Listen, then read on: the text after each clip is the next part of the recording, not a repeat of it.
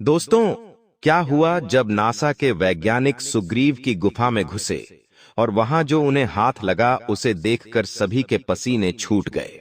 दोस्तों, वानर राज सुग्रीव रामायण का एक अभिन्न हिस्सा थे। सुग्रीव ने ही भगवान श्री राम जी की धर्मपत्नी माता सीता को ढूंढने में मदद करी थी और उन्होंने अपनी पूरी वानर सेना भगवान राम जी को सौंप दी थी। लेकिन क्या हुआ जब नासा के वैज्ञानिक सुग्रीव की गुफा में पहुंचे? आपको जानकर हैरानी होगी कि आज भी वानर राज सुग्रीव की गुफा में कई सारे रहस्यमय खजाने छुपे हुए हैं और कहा जाता है कि उस खजाने की रक्षा आज भी महाराज सुग्रीव का एक वफादार वानर सैनिक रक्षा कर रहा है। आगे एक बहुत बड़े रहस्य से पर्दा उठाने वाले हैं। उससे पहले प्रभु श्री राम के भक्त कमेंट बॉक्स में जय श्री राम जरूर लिखे और इस वीडियो को लाइक करना न भूले।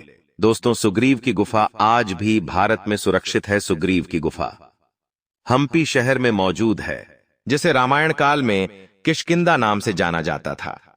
किष्किंधा की पहाड़ी पर यह गुफा आज भी अपने उसी रूप में मौजूद है। उस पर्वत का नाम है दृश्य मुख पर्वत। जब बाली और सुग्रीव दोनों के बीच में युद्ध छिड़ा था और बाली ने अपने बल और अपने छल के द्वारा सुग्रीव को परास्त करना चाहा, तो महाराज सुगर्भ बाली से बचने के लिए इसी किष्किंधा क्षेत्र पर उपस्थित गुफा में उन्होंने सहारा लिया था। आज इसी किंधा क्षेत्र को वर्तमान में हम्पी नगरी के नाम से जाना जाता है, जो कि सुग्रीव की गुफा के नाम से प्रसिद्ध है। साथ ही यह गुफा इसलिए प्रसिद्ध है क्योंकि इसी गुफा में महाराज सुग्रीव ने प्रभु श्री राम और उनके भाई लक्ष्मण से मुलाकात हुई थी। यही उनकी मुलाकात हनुमान जी और सुग्रीव ने करवाई थी और इसी गुफा में महाराज सुग्रीव ने और प्रभु श्री राम ने मिलकर बाली का वध करने की योजना बनाई थी। दोस्तों, हम्पी शहर जो कि पहले किष्किंधा के नाम से जाना जाता था, वह हम्पी शहर आज भी रामायण के इतिहास को समेटे बैठा है। रामायण के अनेक घटनाओं से जुड़ा हुआ यह शहर आपको कई सारे रामायण के जीवित सबूत दिखाता है। माना जाता है कि अगर आपको भी रामायण के युग को, उनकी घटनाओं को मन से महसूस करना है तो आप हम्पी शहर चले जाइए। वहां पर अनेकों सबूत देखकर आप खुद गदगद हो जाएंगे। लेकिन सबसे बड़ा विषय, क्या आज भी सुग्रीव की गुफा में खजाना मौजूद है? रामायण के सबूत मौजूद हैं। इस बात का उल्लेख हमारे प्राणों, हमारे शास्त्रों में भी वर्णित किया गया है, जिसकी खोज में दिल्ली के ही एक वैज्ञानिक जो कि नासा में कार्यरत है, वह इस खोज के लिए निकल पड़े थे। मनोहर मात्र 25 वर्ष की उम्र में विज्ञान और इतिहास के पन्नों को खगोल कर कई कीर्तिमान स्थापित कर चुके थे, जिसकी बदौलत उनको नासा में भी कार्य करने का मौका मिला। लेकिन मनोहर धार्मिक चीजों में बहुत कम रुचि रखते थे। मनोहर के माता पिता हिंदू धर्म का खूब पालन करते थे। वे अक्सर मनोहर से कहा करते थे कि तू बेटा रामायण देख, तू महाभारत देख। लेकिन मनोहर साफ साफ मना कर देता था, क्योंकि मनोहर की रुचि केवल विज्ञान में थी और वे रामायण और महाभारत को सत्य घटना नहीं मानता था। वह अक्सर कहता था कि यह तो केवल मनगढ़ंत कहानियों हैं, क्योंकि मनोहर का बचपन केवल बड़े स्कूल, बड़े कॉलेज और बड़े बड़े वैज्ञानिक के साथ ही बिता है, जिसके चलते वह अपने धर्म से हमेशा अलग रहा और उसकी सोच केवल और केवल विज्ञान से जुड़ी हुई रही। वह हमारे धर्म के देवताओं कभी नहीं मानता था, ना ही हमारे धर्म से जुड़ी हुई चीजों को सत्य मानता था। वह केवल और केवल विज्ञान से जुड़ी हुई चीजों में विश्वास रखता था। लेकिन एक दिन उसकी इन्हीं हरकतों के चलते उसके पिता से उसकी बहुत बहस हुई। उसके पिता बहुत बड़े राम भक्त थे और उनका खुद का बेटा धर्म विरोधी हो गई थी। उनको बिल्कुल भी अच्छा नहीं लगता था। मनोहर के पिता अक्सर मनोहर को कहते, तू बड़ा आदमी तो बन गया है, लेकिन एक अच्छा हिंदू नहीं बन पाया, क्योंकि तुझे अपने धर्म से ही लेना देना नहीं और तू अपने धर्म को ही झुठला रहा है। तो फिर तो किस बात का हिंदू, और तेरा यह विज्ञान केवल और केवल तुझे घमंड देता है और कुछ नहीं। इसी बात पर मनोहर के पिताजी ने मनोहर को चैलेंज करा कि तू अगर आकिरा की रामायण के सबूत मांगना चाह रहा है तो तू हम्पी शहर जा। वहां पर तुझे कई सारे जीवित रामायण के सबूत मिल जाएंगे। वहां पर तुझे महाराज सुग्रीव की गुफा मिलेंगे। उस सुग्रीव की गुफा में आज भी कई रहस्य मौजूद है और कहा जाता है कि उस गुफा में आज भी राजा सुग्रीव का खजाना मौजूद है, जो वे अपने भाई से बचाकर इस गुफा में ले आए थे और इसी गुफा में उन्होंने वह खजाना छुपाया था। साथ ही हम्पी शहर में कई ऐसे मंदिर हैं जहां पर रामायण और महाभारत के साक्षात सबूत तुझे मिल जाएंगे। हम्पी में भीम का द्वार भी है, जो कि महाभारत से संबंधित है। वहां पर तुझे कई ऐसे सबूत मिलेंगे जिससे तुझे यह पता चल जाएगा कि रामायण में राम जी और लक्ष्मण जी ने लंका जाने से पहले यहीं पर शरण ली थी और यहीं से वानर सेना राम जी और लक्ष्मण जी को मिली थी। इसके बाद तू जाना अयोध्या। अयोध्या में महाराज श्री राम का भव्य स्थान महल तुझे वहां मिल जाएगा। वहां कई सबूत मिलेंगे। इसके बाद तो श्रीलंका भी जा सकता है। वहां पर भी तुझे कई जीवित सबूत मिलेंगे। श्रीलंका में भी एक प्रमुख स्थान पर साक्षात हनुमान जी के चरण। रावण की लंका आज भी मौजूद है जो तेरे विज्ञान से कई अलग है। वहां पर कई ऐसे चमत्कारिक सबूत तुझे मिल जाएंगे जो तुझे रामायण पर विश्वास करने के लिए मजबूर कर देंगे। बस फिर क्या था, मनोहर के रग रग में खोज करने की ललक थी। मनोहर को अपने पिता को गलत भी साबित करना था, जिसके चलते मनोहर अकेले ही चला गया हम्पी शहर।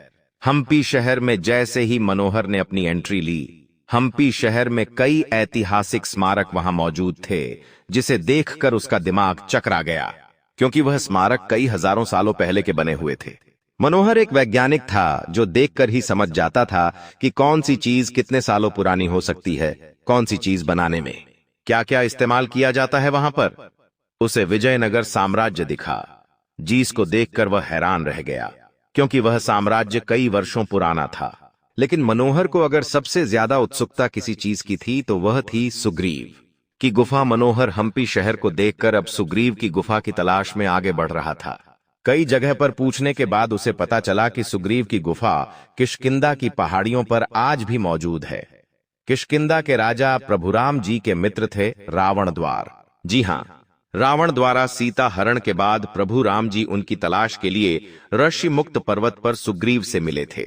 यहीं पर राम जी को सुग्रीव पर हुए अपने ही भाई बाली द्वारा अत्याचार के बारे में पता चला और भगवान राम अपने सुग्रीव को मित्र मान लेते हैं और मित्र मानकर सुग्रीव की मदद करते हैं और उन्हें बाली के त्रास से मुक्त करवाने का वचन देते हैं और फिर बाली का वध करके सुग्रीव को किष्किंधा का राजा घोषित कर देते हैं।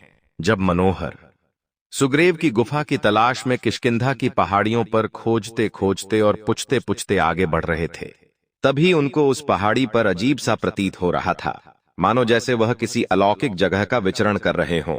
देखते ही देखते वह सुग्रीव की गुफा के नजदीक पहुंच चुके थे।